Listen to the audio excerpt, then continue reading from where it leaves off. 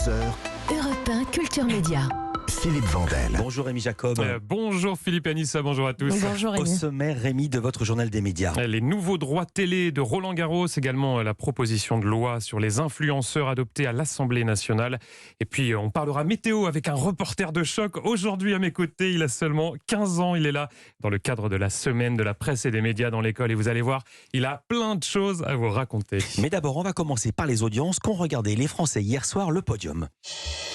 Et c'est TF1 qui est en première position avec Prométhée, 3,3 millions de téléspectateurs, soit 16,4% du public pour le final de cette série avec Odile Vuillemin et Camille Lou. Derrière, on retrouve M6 avec Pékin Express, 1,9 million de téléspectateurs, soit 10,8% de part d'audience pour le jeu d'aventure. Et c'est en hausse par rapport à la semaine dernière. Enfin, France 2 clôture ce podium avec Envoyé spécial, 1,9 million de téléspectateurs et 10% de part d'audience pour le magazine Denise Lucet. Europe 1, le journal des médias.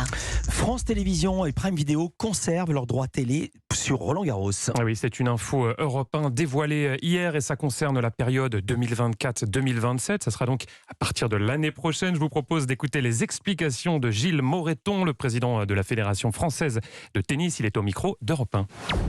Ce qui change essentiellement, c'est d'abord le cours Simone Mathieu qui était réservé à Prime Video devient France Télévisions. Donc ça veut dire que dans la journée, France Télévisions aura l'ensemble du tournoi. Et puis les sessions de soirée seront réservées à Prime Video avec une extension. On passera de 10 soirées à 11 soirées à partir de 2024.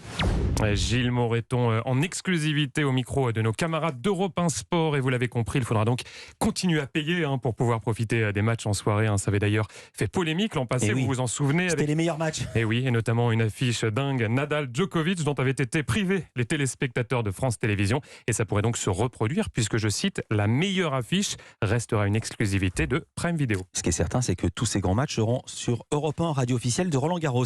On va changer d'univers, Rémi, avec la proposition de loi sur les influenceurs qui a été adoptée en première lecture à l'Assemblée nationale. Ah oui, une première étape franchie pour ce texte adopté à l'unanimité sur Twitter. Le ministre de l'économie et des finances, Bruno Le Maire, s'en est immédiatement réjoui. Aujourd'hui est un jour important pour les influenceurs et les consommateurs français, explique-t-il. Le texte devra maintenant être examiné au Sénat. Alors Rémi, vous le disiez dans votre sommaire, vous n'êtes pas seul en studio aujourd'hui, vous êtes avec un lycéen qui vous a aidé à réaliser ce journal des médias. Eh oui, il s'appelle Ilyes, il est avec moi dans le cadre de la semaine de la presse et des médias dans l'école. Et je vous préviens Philippe et Anessa, c'est une très belle recrue pour Europe 1. Bonjour Ilyes. Bonjour Rémi. Bonjour Elias. T'as Bonjour, quel âge Ilyes. et tu viens d'où? Raconte-nous. J'ai 15 ans et je suis en seconde au lycée Lucie Aubrac à Courbevoie. Et on salue évidemment tous tes camarades qui sont en permanence, c'est ça, en ce moment, et qui t'écoutent peut-être. C'est ça. Ils sont jaloux.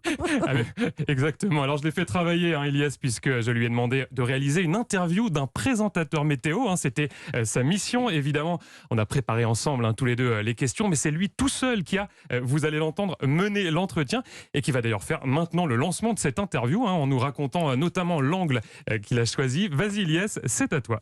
J'ai eu la chance d'interviewer Evelyne Delia, la célèbre présentatrice météo de TF1. J'ai voulu la rencontrer pour comprendre comment son métier avait évolué avec le réchauffement climatique. C'était vraiment ça l'angle de l'interview. Elle m'a aussi raconté comment elle vivait personnellement ce dérèglement climatique. Je vous raconte toutes les coulisses. L'interview a eu lieu mercredi à TF1. C'était juste après son bulletin météo de 14h. On était sur le plateau du JT. Je vous propose de l'écouter. Bonjour Evelyne Delia. Bonjour Ilyes. Première question très directe. À quel moment avez-vous compris que votre métier allait changer, qu'il y avait un vrai problème? Je l'ai compris il y a un certain nombre d'années, il y a même une vingtaine d'années. C'était en 2003 lorsque, pendant un forum de la météo, les scientifiques nous ont dit on s'aperçoit qu'il y a un problème de température qui sont en train de remonter, mais extrêmement rapidement. Et cette remontée exponentielle est vraiment parallèle à l'augmentation du CO2, du gaz carbonique dans l'atmosphère. Et qu'est-ce que vous avez ressenti lorsque on vous a exposé ces problèmes? Alors, j'ai ressenti de la part des scientifiques un problème de communication. Et j'ai été les voir en leur disant, moi j'ai un bulletin météo avec plusieurs millions de téléspectateurs tous les soirs. Et ce que je voudrais, c'est informer, avertir, mais aussi dans le sens positif, c'est-à-dire qu'est-ce qu'on peut faire, nous, chacun d'entre nous. Sur Twitter, vous évoquez beaucoup ces sujets. Est-ce que c'est une manière de toucher un autre public, peut-être plus jeune ? Oui, alors c'est important sur Twitter justement de toucher un public plus jeune. Et puis ce qui est important sur Twitter, c'est que ça peut être un prolongement des bulletins météo et justement de ces informations sur le changement climatique, parce que un bulletin météo, c'est court. Vous aviez fait en 2014 une carte fictive des températures de 2050 et on les a déjà quasiment atteintes. On les a non seulement quasiment atteintes, mais parfois dépassées. Et figurez-vous que j'ai refait ce bulletin il y a 6 mois, toujours pour un cas de canicule en août 2050, et que là, eh bien, ces températures ont encore augmenté. Et par exemple, 40 degrés, on les a eus cet été en Bretagne. Maintenant, les scientifiques, qui sont des personnes, des gens très prudents, avant disaient, on s'aperçoit que, on pense que, maintenant disent, le changement climatique est avéré. Vous, dans votre vie personnelle, est-ce que vous êtes devenue éco-anxieuse ? Est-ce que tout cela vous inquiète ? Je ne parlerai pas d'éco-anxiété. Moi, je suis très positive et très confiante dans la jeunesse. Malheureusement, si j'ose dire, vous êtes né avec ce problème et donc vous savez qu'il faut agir. Moi, j'ai connu ce qu'on appelle les 30 glorieuses, où c'était la consommation, on parlait pas du tout de réchauffement climatique et tout. C'est pas facile à gérer, il y aura des problèmes forcément, mais les solutions, vous les aurez. Vous avez 2 petits-fils, est-ce que vous en discutez avec eux de ces problèmes ? Oui, bien sûr, et c'est comme ça que je vois que finalement, la jeunesse est complètement motivée par ces problèmes de réchauffement climatique, s'informe et je dirais même agit. Pour finir, quel message adressez-vous à notre génération ? Y a-t-il quand même un peu d'espoir ? Mais bien sûr, alors votre génération, je dois dire que c'est pas facile pour vous et je suis sûre que vous allez trouver des solutions et des solutions qui apporteront même une autre façon de vivre et certainement une façon agréable de vivre, de consommer différemment. Merci beaucoup. Merci. Waouh. Evelyne Delia au micro d'Iliès pour Europe 1 Culture Média. Bravo Iliès, je sens que je suis bon pour Pôle emploi.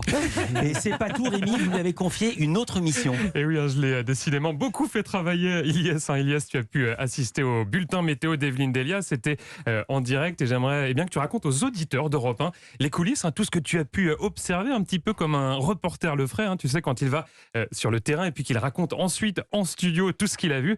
Donc Iliès, comment est-ce que ça se passe en vrai cette météo ? Le bulletin météo est fait sur fond vert dans le coin du plateau du JT. Evelyne Delia se met au centre et à 2 minutes et 10 secondes, pas une seule de plus pour présenter la météo. Tout cela sans aucun prompteur ni note. Elle ne voit aucune carte, seulement un écran avec un retour vidéo sur lequel la carte de la France est incrustée. Pour permettre cela, on évite bien sûr les vêtements verts.